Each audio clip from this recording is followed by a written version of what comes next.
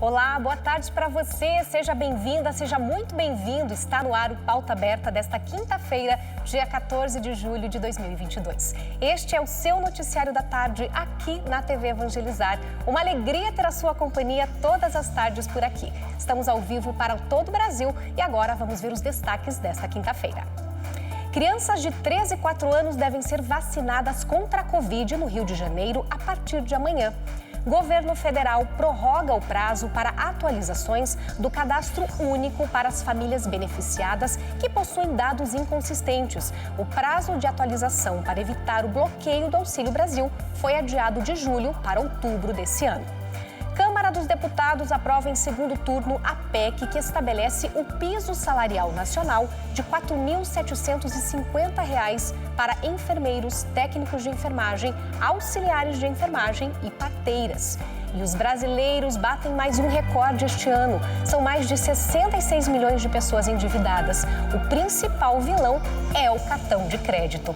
E desde maio, a obra Evangelizar é Preciso faz uma campanha para arrecadar cobertores para serem distribuídos entre pessoas em situação de vulnerabilidade social, atendidas por instituições parceiras da associação. E você acompanha ainda os gols da Copa do Brasil. Pauta Aberta está no ar.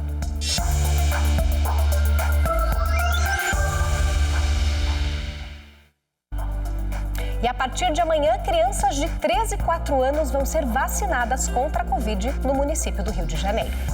O anúncio foi feito pelo prefeito Eduardo Paes pelas redes sociais, mas ele não esperou a liberação do Ministério da Saúde e seguiu a autorização dada pela Anvisa, que é a Agência Nacional de Vigilância Sanitária. Vão ser vacinadas crianças de 3 e 4 anos contra a Covid com a Coronavac de amanhã até sábado da próxima semana só no município do Rio de Janeiro. Um dia após a Anvisa liberar a vacinação em uso emergencial da Coronavac em crianças dessa idade, o Ministério da Saúde ainda não tinha avaliado o uso do imunizante para essa faixa etária. O Instituto Butantan já pediu que a Coronavac fosse incluída no Programa Nacional de Imunizações para essas crianças. O ministro da Saúde, Marcelo Queiroga, disse hoje que a pasta vai avaliar até segunda-feira os dados da decisão da Anvisa. E a Câmara dos Deputados aprovou nesta quarta-feira, em segundo turno, a proposta de emenda à Constituição que estabelece o piso salarial nacional de R$ 4.750 para enfermeiros, técnicos de enfermagem, auxiliares de enfermagem e também as parteiras. Pelo texto da PEC, a remuneração mínima a ser paga nacionalmente por serviços de saúde públicos e privados será de R$ 4.750. No caso dos demais profissionais, o texto fixa 70% do piso nacional dos enfermeiros para os técnicos de enfermagem e 50% para os auxiliares de enfermagem e as parteiras. A União, os estados, o Distrito Federal e os municípios têm até o fim do ano em que for sancionada a PEC para adequar a remuneração dos cargos ou então os respectivos planos de carreiras para atender aos valores estabelecidos para cada categoria profissional. A proposta segue agora para promulgação. E olha só, segundo informações do Serasa, o número de brasileiros inadimplentes bateu recorde este ano. São mais de 66 milhões de pessoas endividadas. Em maio deste ano, o Brasil atingiu o recorde na quantidade de pessoas endividadas, sendo mais de 66 milhões e 600 mil brasileiros. Esse é o maior número de inadimplentes registrados desde 2016, ano em que o Serasa iniciou o levantamento dos dados. Em relação ao mesmo período do ano passado, o Brasil registrou um aumento de 4 milhões de pessoas negativadas. E somente neste ano, o aumento de brasileiros com o nome sujo já passou de mais de 1 milhão e 800 mil pessoas. Em primeiro lugar, responsável por 28,2% das dívidas da população, estão as contas de cartões e bancos. Com 22,7% estão as contas básicas, como de água e luz. E em terceiro lugar está o setor do varejo, com 12,5%. O estado com maior número de inadimplentes é São Paulo, com 15 milhões e 600 mil endividados. Já o estado de Roraima é o que registrou o menor número, sendo 218.922 pessoas com contas atrasadas. Segundo o Serasa, o total das dívidas é de 278 bilhões e 300 milhões de reais, onde, em média, a dívida de cada brasileiro inadimplente passa de R$ 4.000. E a queda da inflação em maio refletiu também nos valores da cesta básica. Os dados foram divulgados hoje pela Associação Brasileira de Supermercados. O consumo nos lares brasileiros registrou queda de 3,47% em maio na comparação a abril desse ano. Já em relação ao mesmo período do ano passado, houve uma alta de 0,39%. No acumulado do ano, tem a expansão, que foi de 2,2%. Os dados foram divulgados hoje pela Associação Brasileira de Supermercados. A queda da inflação em maio refletiu em menor variação nos preços das cestas de alimentos. Os dados de ambas mostram que o valor da cesta de 35 produtos de largo consumo, como alimentos, bebidas, carnes, produtos de limpeza e itens de higiene pessoal e beleza, sofreu um reflexo de queda da inflação no mês de maio. A variação foi de 0,94%, sendo a menor alta desde janeiro. Por isso, o preço médio da cesta nacional passou de R$ 758,72 para R$ 765,82 em maio.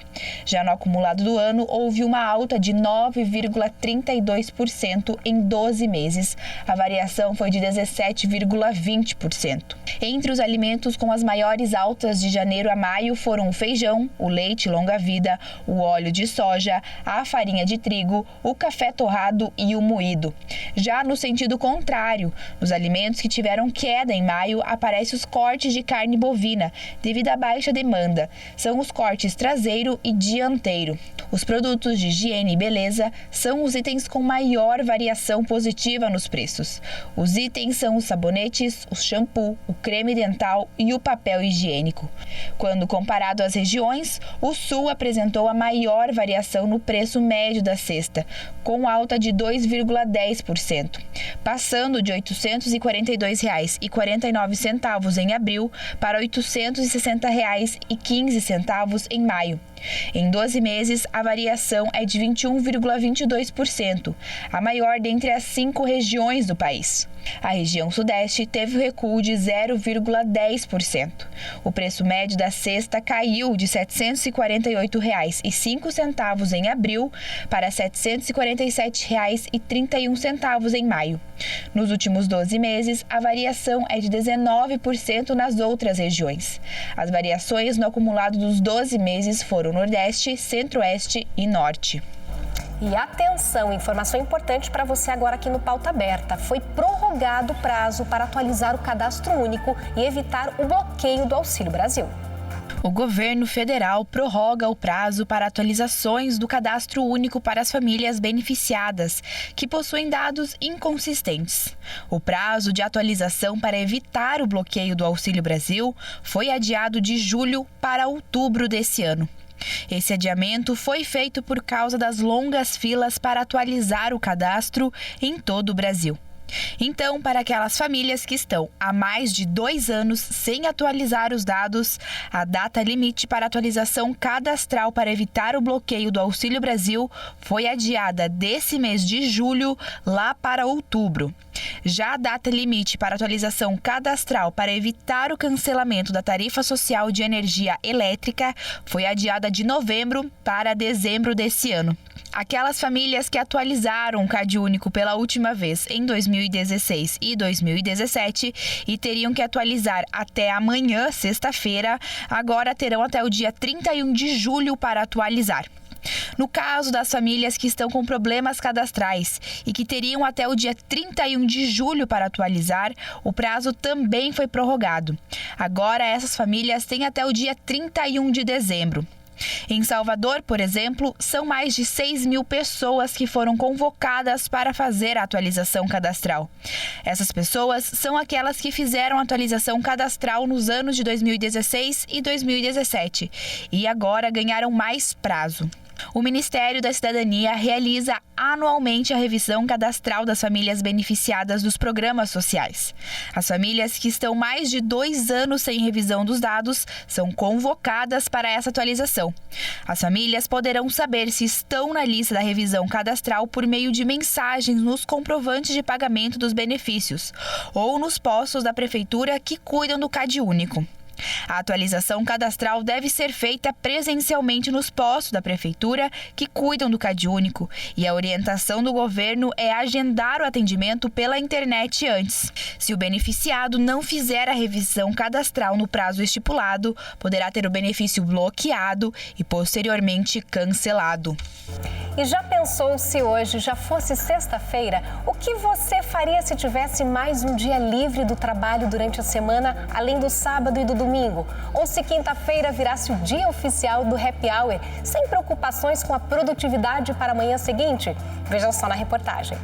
Com a adoção do trabalho híbrido por muitas empresas durante a pandemia, trabalhar apenas 4 dias por semana se tornou uma possibilidade para algumas pessoas.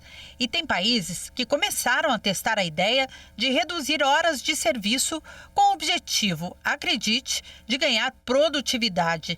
Entre eles estão o Reino Unido, Japão, Bélgica, Nova Zelândia e Portugal. Na Islândia, 2 testes em empresas mostraram que a redução da carga horária não resultaram em qualquer perda de produtividade ou queda na performance da empresa. Por outro lado, os funcionários relataram queda nos níveis de estresse. Empresas brasileiras começam a inserir o Brasil nessa lista.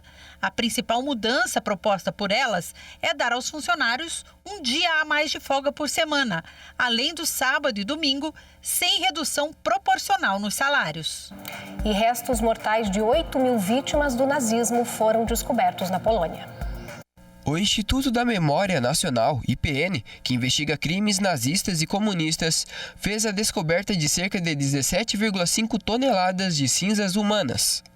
Os restos mortais foram exumados em Elosada, no Bosque Białuk, que fica ao lado do antigo campo de concentração de Dzialu, construído quando a Alemanha nazista ocupou a Polônia durante a Segunda Guerra Mundial. A Polônia foi invadida em setembro de 1939. O campo de Soldau serviu como espaço de internação e extermínio de opositores políticos. As vítimas mortas nesse campo de concentração pertenciam, em sua maioria, às elites polonesas. Há indícios que 30.000 presos morreram em Soldau, mas não há provas históricas que comprovem esse número de mortes. O cálculo feito para identificar a quantidade de quantas pessoas foram mortas é pelo peso, no qual 2 quilos de cinzas correspondem a aproximadamente um corpo humano. E Portugal sofre com as queimadas espalhadas por todo o país. A situação é grave e de alerta em várias regiões como Leiria, Ourém e Pombal. Portugal sofre com queimadas generalizadas. O motivo é das temperaturas acima dos 40 graus e a baixa umidade do ar, que chega apenas a 13%. Somente na região de Ourém, mais de 300 moradores foram retirados de suas residências e abrigados em escolas e clubes. Mesmo com os esforços dos bombeiros para conter as chamas, as próprias comunidades que vivem por perto ajudam no controle do fogo, mas o governo alerta para se proteger e deixar o trabalho para os órgãos competentes. A Espanha, país vizinho de Portugal, vive o mesmo cenário, altas temperaturas, e deve enfrentar as chamas descontroladas que cercam Portugal. E veja no próximo bloco, cobertores são distribuídos para pessoas em situação de vulnerabilidade social e que são atendidas por instituições parceiras da obra Evangelizar é Preciso. É daqui a pouquinho, não sai daí.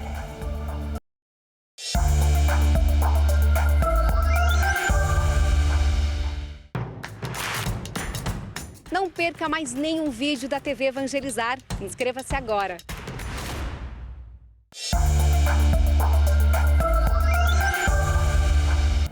O Pauta Aberta está de volta. Obrigada pela sua companhia. São 4h57 da tarde. Tem muito mais informação e notícias para você por aqui. E olha só, em Maringá, no noroeste do Paraná, alunos do ensino médio de um colégio estadual tiveram a oportunidade de discutir um assunto muito importante e necessário, a gordofobia. Veja só. Um assunto muito importante, mas pouco falado, a gordofobia. Estudantes do ensino médio de um colégio estadual de Maringá, no noroeste do Paraná, participaram de uma palestra sobre o tema. O objetivo foi entender os impactos deste tipo de discriminação na adolescência, propor uma reflexão sobre os comportamentos no ambiente escolar e combater o preconceito e a exclusão. A discussão desse tema é extremamente necessário e urgente já que a população gorda no Brasil é de 60% da população, onde essas pessoas elas sofrem com problemas de acessibilidade, patologização e sofrimentos. A gordofobia é considerada uma violência e muita gente não sabe sobre isso. Então, quanto antes a gente fale sobre isso, a gente converse sobre isso, a gente contextualize como que isso começou, quais são as consequências disso, é muito legal, muito importante. A palestra faz parte de uma mostra cultural que, ao longo de 20 dias, vai abordar o tema de diferentes formas. Principalmente no ambiente escolar, muitas pessoas não sabem realmente como isso afeta umas às outras. Levam muito na brincadeira ou entra por um ouvido e sai pelo outro. Então, ter uma conversa com todas as pessoas assim, fechado, mais direta, igual uma conversa mesmo entre amigos, às vezes entra mais na cabeça do que apenas um aviso na internet ou uma coisa na TV. Para quem já sentiu a discriminação, foi uma oportunidade de se sentir representado e acolhido. Vários lugares como ônibus, carteira de escola e outros muitos lugares que não, quando você é mais gordinho assim, você não consegue entrar, você não consegue sentar. Muito preconceito, por exemplo, se você precisa fazer alguma coisa, você é mais lento, a pessoa escolhe que a pessoa é um pouquinho mais rápida, entendeu? Acho que você não consegue por conta do seu peso também, então é muito importante por causa disso. Quanto antes a gente comece a levar a discussão da diversidade, das corporalidades dissidentes para dentro do ensino, melhor para todo mundo. Uma sociedade com mais sororidade, uma sociedade com mais carinho, respeito ao próximo. Então é disso que a gente quer, né? A gente quer uma sociedade onde a gente possa passear, viver tranquilamente. E agora vamos de futebol. Ontem, mais 4 partidas movimentaram as oitavas de final da Copa do Brasil. Acompanhe os gols. No estádio da Serrinha, o Goiás recebeu o Atlético Goianiense e o Dragão saiu de campo com a vitória. Jorginho fez o primeiro, o Wellington ampliou e Marlon Freitas fechou o marcador. A Atlético Goianiense classificado 3, Goiás 0. Na Arena Castelão teve clássico Ceará e Fortaleza. Vina fez o gol do Ceará, mas quem saiu com a classificação foi o Fortaleza, que tinha vencido a primeira partida por 2-0. Na Vila Belmiro, o Santos recebeu o Corinthians para o Clássico Paulista. Marcos Leonardo marcou o gol do Peixe. Apesar do resultado, foi o Timão quem saiu de campo com a classificação. O Flamengo recebeu o Atlético Mineiro com direito a Maracanã lotado. E De Arrascaeta foi o herói da noite, ao marcar o primeiro e o segundo gol do Mengão. Final, Flamengo classificado 2, Atlético Mineiro 0. E hoje mais 2 partidas encerram a fase de oitavas de final.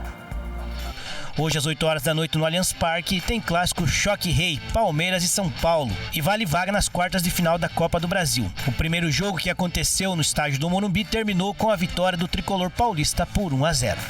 E às 9 horas da noite no estádio Newton Santos tem Botafogo e América Mineiro.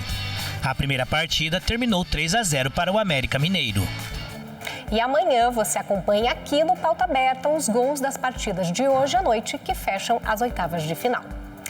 E desde maio, a obra Evangelizar é Preciso faz uma campanha para arrecadar cobertores para serem distribuídos entre pessoas em situação de vulnerabilidade social, atendidas por instituições parceiras da associação. Os beneficiados serão principalmente os idosos, mas também imigrantes, refugiados e famílias que têm sentido as consequências da pandemia da Covid-19. Algumas doações já começaram a ser entregues. Quando a temperatura cai, só o amor aquece. E esse é o papel da Associação Evangelizar é Preciso. A campanha do cobertor, que começou no mês de maio, está a todo vapor e as doações já começaram. Na Casa de Acolhida São José, em Curitiba, a entrega era muito esperada. Aqui, mais de 70 pessoas em situação de rua são atendidas todos os dias. É oferecido diariamente, de segunda a sábado, o café da manhã para eles.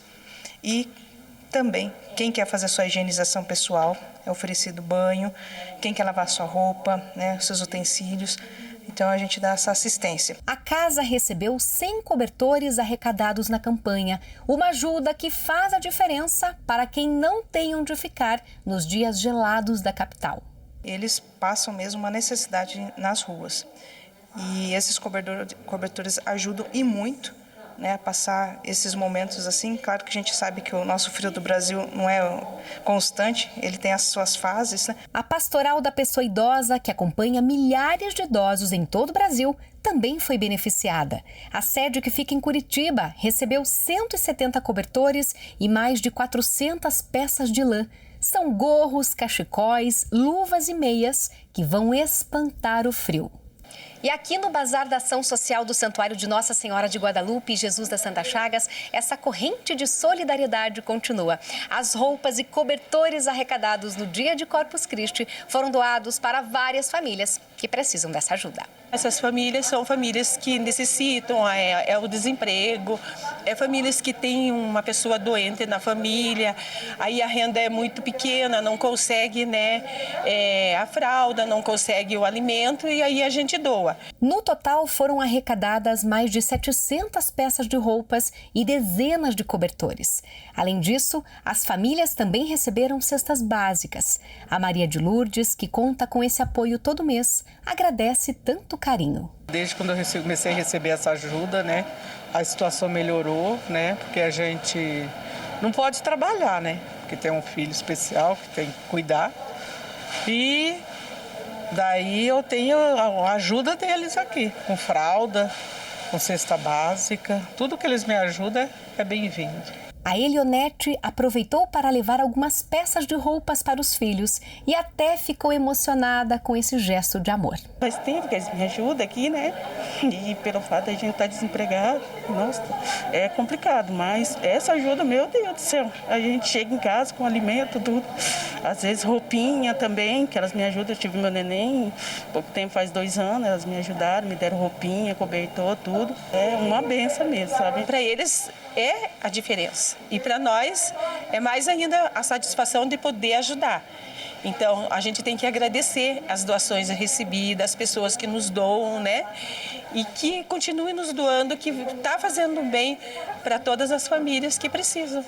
E você também pode fazer parte dessa corrente do bem. A campanha do cobertor da Associação Evangelizar é Preciso vai até o dia 12 de agosto. Ainda dá tempo de aquecer quem mais precisa. As doações podem ser entregues na recepção da associação, que fica na Praça Senador Correia, número 55, bem no centro de Curitiba. Para mais informações, entre em contato pelo telefone 41 3221 6030.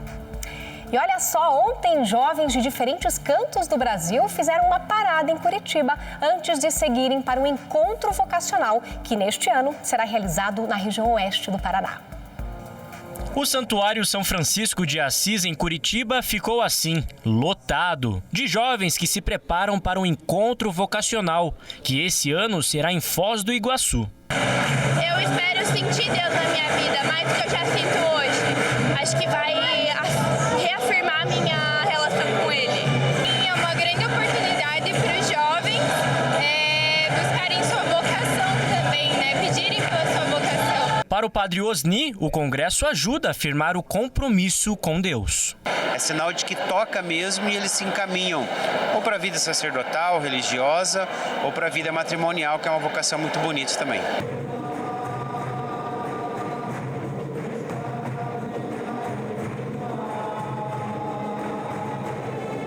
Dos presentes na Santa Missa, cerca de 356 pessoas vão seguir em peregrinação até o grande encontro em Foz do Iguaçu. Uma experiência de vida para eles e também uma preparação para o caminho religioso. O caminho neocatecumenal é uma iniciação cristã que procura levar as paróquias à riqueza de viver a fé em pequenas comunidades. Ficai ao lado destes vossos filhos e filhas, peregrinos, peregrinas, e guiai-nos em seu caminho. Malas preparadas, é hora de ir. Serão mais de 1.000 quilômetros até o encontro, marcado para o dia 17 de julho. Fazê-los se encontrar com Deus nessa peregrinação que falará com eles, para chamá-los realmente a uma vocação e ver como vai ser a resposta deles, porque é sempre na liberdade. Então, tomara que eles possam responder a esse chamado que Deus fará com eles. Agora é partir rumo Foz do Iguaçu e evangelizar. Tchau, tchau. E agora vamos ao vivo para Guaratuba, no litoral do Paraná. Lá acontece até o próximo domingo a tradicional Festa do Divino e da Santíssima Trindade na Igreja Nossa Senhora do Bom Sucesso, na Praça Central de Guaratuba. Uma manifestação religiosa que já se tornou patrimônio imaterial da cidade. Além da programação religiosa, tem diversas atividades, boa gastronomia, tudo isso aberto ao público. Mas claro que quem tem as informações pra gente é o repórter Sérgio Júnior, que está ao vivo em Guaratuba. Boa tarde, Sérgio.